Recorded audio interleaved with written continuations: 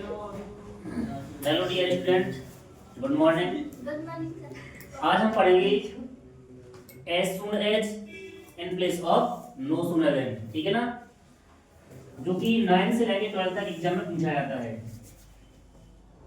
As soon as, as soon as means ज्यों ही। इसका मतलब क्या होता है? ज्यों ही। एज सून एज का प्रयोग किया जाता है किस स्थान पर? नो सूनर के स्थान पर। No sooner dot then. No sooner means नहीं और देन मींस की अपेक्षा। एज सून एज के स्थान पर क्या का प्रयोग किया जाता है? नो सूनर का। और नो सूनर के स्थान पर क्या का प्रयोग किया जाता है? एज सून एज का। क्लियर है ना सभी को?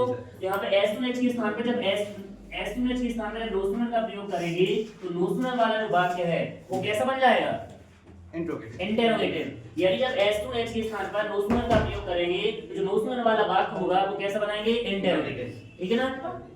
जैसे लिखा है as soon as he saw the lion. As soon as he saw the lion, ठीक है ना? ज्यों ही उसने शेर को देखा। As soon as he saw the lion. और सेकंड सेंटेंस है ही रैन अवे। ज्यों ही उसने शेर को देखा, ही रैन अवे, वह दूर भाग गया। यूजिंग, यानी एग्जाम में पेपर में पूछा जाएगा यूजिंग का प्रयोग, using no sooner dot dot then in place of as soon as. यानी एज सून एज के स्थान पर क्या का प्रयोग करना पड़ेगा? नो सूनर का प्रयोग, ठीक है ना? और नो सूनर का प्रयोग जब करेंगे तो सेंटेंस को बना दिया जाएगा इंटेरोगेटिव। तो इसका करेक्ट आंसर होगा, इन ब्रैकेट में यहां पे लिखा हुआ है using no sooner dot dot then. तो एज सून एज को क्या करेंगे? हटा देंगे। इसके स्थान पर क्या का प्रयोग किया जाएगा? नो सूनर का। क्या का प्रयोग करेंगे? नो सूनर का। इसका करेक्ट आंसर हो जाएगा नो सूनर। अब इसको क्या बनाएंगे? इंटेरोगेटिव। इंटेरोगेटिव जब बनाएंगे तो सबसे पहले सेंटेंस को क्या करेंगे? आइडेंटिफाई करेंगे। यहाँ पर तो क्या देखेंगे? Main verb. यहाँ पे मेन वर्ब का कौन सा फॉर्म है? Second form. तो अगर सेकंड फॉर्म होता है तो हेल्पिंग वर्ब में क्या लगाएंगे? इंटरोगेटिव बनाने के लिए डिड लगाएंगे। क्या लगाएंगे? डिड। तो नो सूनर डिड ही। और जो इंटरोगेटिव बनेगा तो वर्ब का कौन सा फॉर्म हो जाएगा? First form. तो no sooner did he, verb का फर्स्ट फॉर्म हो जाएगा तो क्या हो जाएगा? See the lion.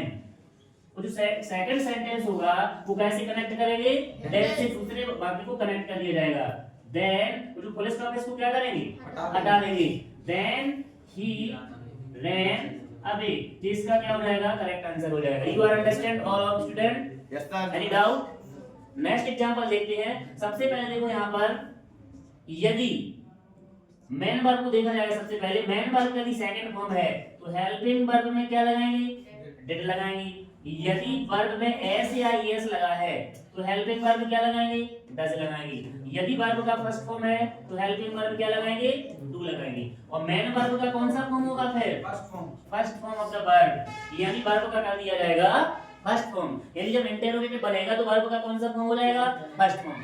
यानी वर्ब में सेकंड फॉर्म है तो हेल्पिंग वर्ब डिड लगाएंगे। वर्ब में यदि एस लगा है, एस या एस या आई एस, तो हेल्पिंग वर्ब डज लगाएंगे। यदि वर्ब का फर्स्ट फॉर्म है तो हेल्पिंग वर्ब डू लगाएंगे। और जब इंटरोगेटिव बनेगा तो वर्ब का कौन सा फॉर्म हो जाएगा? First form. और जो दूसरा वाक्य है वो कैसे जोड़ा जाएगा? देन से। ठीक है ना? नेक्स्ट एग्जांपल है जैसे as soon as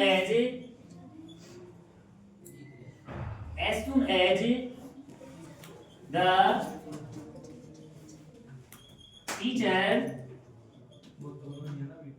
teacher enters the classroom।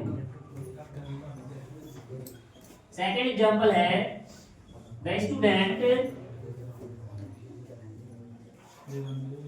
students stand up।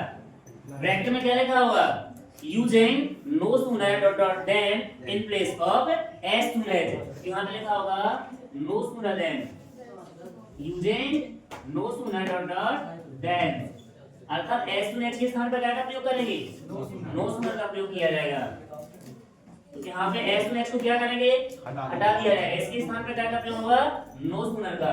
इसका करेक्ट आंसर बन जाएगा नो सूनर। अब इसके बाद इंटरोगेटिव बनेगा, पहला जो सेंटेंस होगा एस टू नेक्स्ट वाला उसको क्या बनाएंगे, इंटरोगेटिव। तो इंटरोगेटिव जब बनाएंगे तो सबसे पहले क्या देखा जाएगा, मेन वर्ब। मेन वर्ब में अगर सेकंड फॉर्म है तो हेल्पिंग वर्ब क्या लगाएंगे, डिड लगाएंगे। यदि वर्ब में एस या एस है तो हेल्पिंग वर्ब क्या लगाएंगे, डज लगाएंगे। यदि वर्ब का फर्स्ट फॉर्म है तो हेल्पिंग वर्ब क्या लगाएंगे, डू लगाएंगे। और जब इंटरोगेटिव बनेगा तो वर्ब की कौन सी फॉर्म होगी, फर्स्ट फॉर्म। इसके बाद देन से दूसरे वर्ब को ऐड कर दिया जाएगा। तो नो सूनर क्या है, इसमें वर्ब में क्या मिल गया, एस, और एस मिल जाता है तो हेल्पिंग वर्ब में डज। सेकंड फॉर्म मिल जाएगा तो डिड, फर्स्ट फॉर्म मिलेगा तो डू, और वर्ब की कौन सी फॉर्म होगी, फर्स्ट फॉर्म हो जाएगी। तो नो सूनर डज द